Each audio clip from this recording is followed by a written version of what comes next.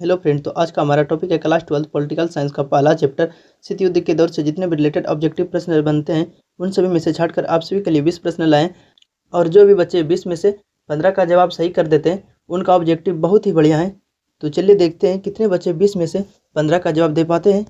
शीत युद्ध का अंत किस घटना से माना जाता है? बताइए आप सभी। आपका क्वेश्चन है शीत युद्ध का अंत किस घटना से माना जाता है? तो आपका राइट आंसर जो ए और बी दोनों से, यानी सोवियत संघ के विखंडन से भी और बर्लिन की दीवार गिरने से भी। यह दोनों जो है शीत युद्ध के विखंडन का कारण माने जाते हैं। और आपसे एक दो प्रश्न और भी यहाँ से पूछे जा सकते हैं कि बर्लिन की दीवार कब गिरी थी? तो आपका राइट आंसर जो है 1989। और आपसे यह भी प्रश्न पूछा जा सकता है कि बर्लिन का दीवार का जो है निर्माण कब हुआ था? तो आपका राइट आंसर है 1961। तो चलिए देखते हैं अगला प्रश्न। तो अगला प्रश्न है शीत युद्ध किन दो महाशक्ति के बीच हुआ था? बताइए आप सभी। आपका क्वेश्चन है शीत युद्ध किन दो महाशक्ति के बीच हुआ था? तो आप सभी को यह प्रश्न पता होगा कि अमेरिका और सोवियत संघ के बीच हुआ था, यानी आपका राइट आंसर बी। तो देखते हैं अगला प्रश्न। तो अगला प्रश्न है नाटो की स्थापना कब हुई थी? बताइए आप सभी। आपका क्वेश्चन है नाटो की स्थापना कब हुई थी? तो आपका राइट आंसर हो जाएगा 1949। और जितने भी बच्चे बी ऑप्शन कर रहे हैं उनका राइट आंसर होगा। तो चलिए देखते हैं अगला प्रश्न। तो अगला प्रश्न है वार्सा संधि किस वर्ष हुई थी? बताइए आप सभी। आपसे क्वेश्चन पूछा गया है वार्सा संधि किस वर्ष हुई थी? तो आप सभी को पता होगा कि वार्सा संधि जो है कि 1955 में हुआ था, यानी आपका राइट आंसर ए। और जितने भी बच्चे कमेंट में ए बता रहे हैं उनका राइट आंसर होगा। तो चलिए देखते हैं अगला प्रश्न। तो अगला प्रश्न है शीत युद्ध का अर्थ क्या है? बताइए आप सभी। आपका क्वेश्चन है शीत युद्ध का अर्थ क्या है? तो आपका राइट आंसर शीत युद्ध का अर्थ जो है हुआ था विचारधारा का संघर्ष, यानी आपका राइट आंसर जो। और जितने भी बच्चे सी आंसर कर रहे हैं उनका राइट आंसर होगा। तो चलिए देखते हैं अगला प्रश्न। तो अगला प्रश्न है क्यूबा मिसाइल संकट किस वर्ष उत्पन्न हुआ? बताइए आप सभी। आपसे क्वेश्चन पूछा गया है क्यूबा मिसाइल संकट किस वर्ष उत्पन्न हुआ है? तो आपका राइट आंसर जो है 1962। और जितने भी बच्चे बी कमेंट कर रहे हैं उनका राइट आंसर होगा। तो चलिए देखते हैं अगला प्रश्न। तो अगला प्रश्न है शीत युद्ध में अमेरिका किस गुट का नेतृत्व कर रहा था? बताइए आप सभी। आपसे क्वेश्चन पूछा गया है शीत युद्ध में अमेरिका किस गुट का नेतृत्व कर रहा था? तो आपका राइट आंसर हो जाएगा पूंजीवादी गुट, यानी आपका राइट आंसर ए। और जितने भी बच्चे ए आंसर कमेंट में बता रहे होंगे उनका राइट आंसर होगा। तो चलिए देखते हैं अगला प्रश्न। तो अगला प्रश्न है सोवियत संघ किस विचारधारा का समर्थन करता था? बताइए आपसे। आपसे क्वेश्चन पूछा गया है सोवियत संघ किस विचारधारा का समर्थन करता था? तो आपका राइट आंसर हो जाएगा साम्यवादी समाजवादी। और जितने भी बच्चे बी आंसर कमेंट कर रहे होंगे उनका राइट आंसर होगा। तो चलिए देखते हैं अगला प्रश्न। तो अगला प्रश्न है गुट निरपेक्ष आंदोलन का मुख्य उद्देश्य क्या था? बताइए आप सभी। आपसे क्वेश्चन पूछा गया है गुट निरपेक्ष आंदोलन का मुख्य उद्देश्य क्या था? तो आपका राइट आंसर हो जाएगा स्वतंत्रता नीति अपनाना, यानी आपका राइट आंसर सी।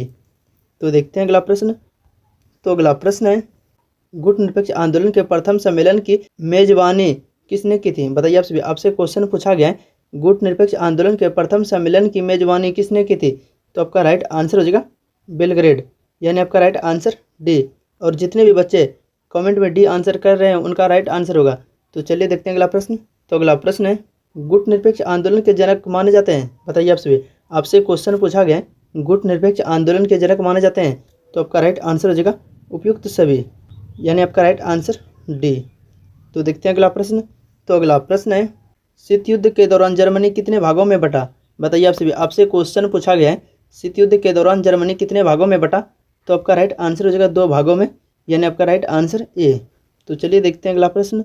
तो अगला प्रश्न है बर्लिन दीवार का निर्माण कब हुआ? बताइए आप सभी। बर्लिन दीवार का निर्माण कब हुआ?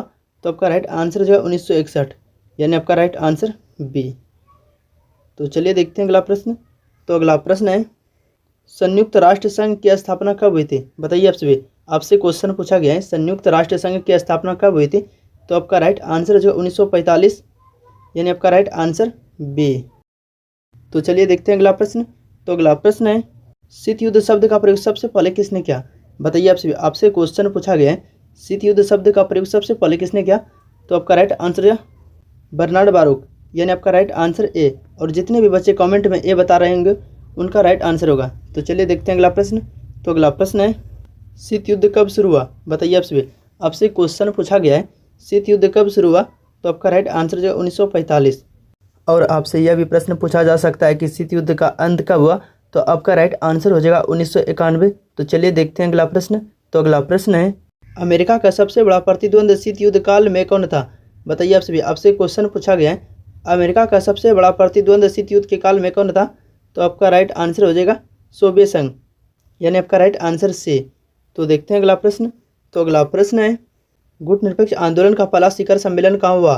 बताइए आप सभी, आपसे क्वेश्चन पूछा गया है गुट निरपेक्ष आंदोलन का पहला शिखर सम्मेलन कहाँ हुआ? तो आपका राइट आंसर हो जाएगा बेलग्रेड, यानी आपका राइट आंसर बी। तो देखते हैं अगला प्रश्न। तो अगला प्रश्न है, शीत युद्ध में आयरन कंटेंट शब्द किसने दिया?